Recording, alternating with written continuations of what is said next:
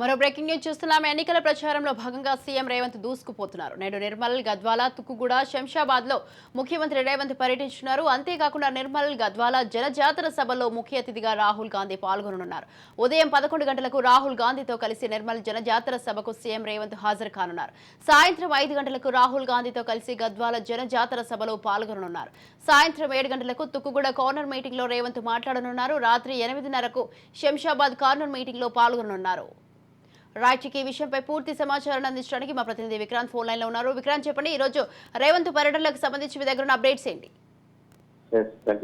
మొత్తానికి ఈ రోజు ఇటు ఆదిలాబాద్ జిల్లాకు సంబంధించిన నిర్మల్ కావచ్చు, మహబూబ్ నగర్ సంబంధించిన గద్వాలు, అదేవిధంగా సిటీ అవుట్స్కట్స్ లో ఉన్నటువంటి తుక్కుగూడ, శంషాబాద్ లో కూడా ఇటు ముఖ్యమంత్రి రేవంత్ రెడ్డి పర్యటన ఉన్నారు. ప్రధానంగా ఆదిలాబాద్ కు సంబంధించి నిర్మల్, అదేవిధంగా మహబూబ్ నగర్ జిల్లాకు సంబంధించిన గద్వాల్, నాగర్ కర్నూలు పార్లమెంటు విషయానికి వస్తే గద్వాలకు సంబంధించి కూడా ఈ రెండు పార్లమెంట్ పరిధిలో కూడా జనజాతర సభలో కూడా ముఖ్య అతిథిగా కూడా రాహుల్ గాంధీ హాజరు కాబోతున్నారు.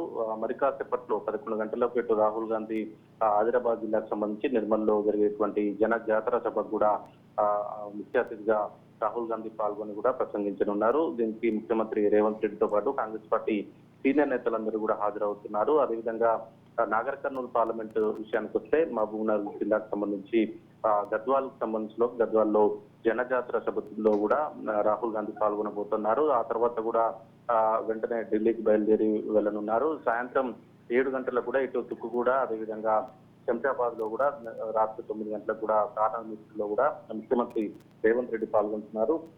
ప్రారంభం నుంచి కూడా నామినేషన్ల పర్వం నుంచి కూడా ముఖ్యమంత్రి రేవంత్ రెడ్డి మాత్రం ప్రతిరోజు కూడా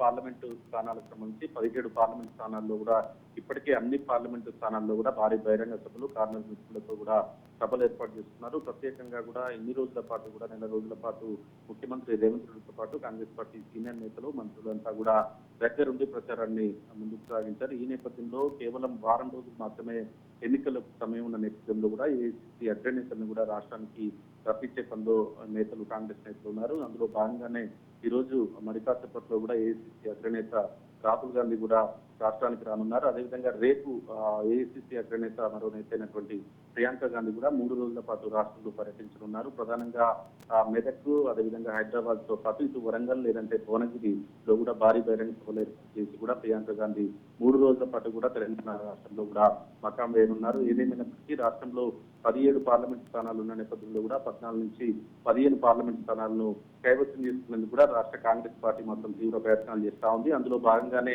ఏఐసీసీ అగ్రనేతలను కూడా రాష్ట్రానికి రప్పించే భాగంలో కూడా పనిలో పడింది. అందులో భాగంగానే ఈ రోజు రాహుల్ గాంధీ కూడా మరి కాసేపట్లో ఆదిలాబాద్ జిల్లాకు సంబంధించి కూడా నిర్మల్కు రానున్నారు. ఆ తర్వాత కూడా సాయంత్రం నాగర్ కర్నూలు పార్లమెంట్ పరిధిలో కూడా గద్వాల్లో జరిగేటువంటి జనజాతర సభకు కూడా ఈ రోజు రాహుల్ గాంధీ హాజరు కానున్నారు. Right, thank you Vikrant, thanks for the details.